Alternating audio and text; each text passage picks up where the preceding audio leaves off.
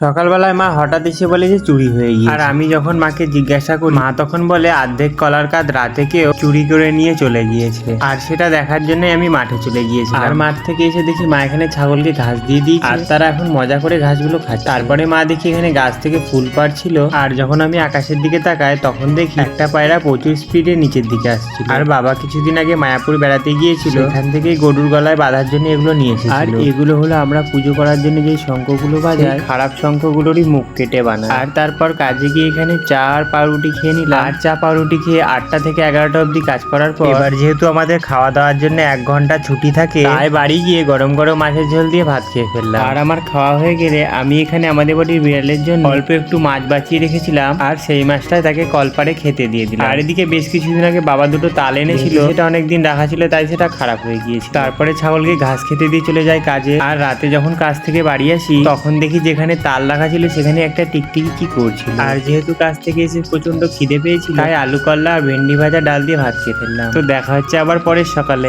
তো আজকের মতো টাটা।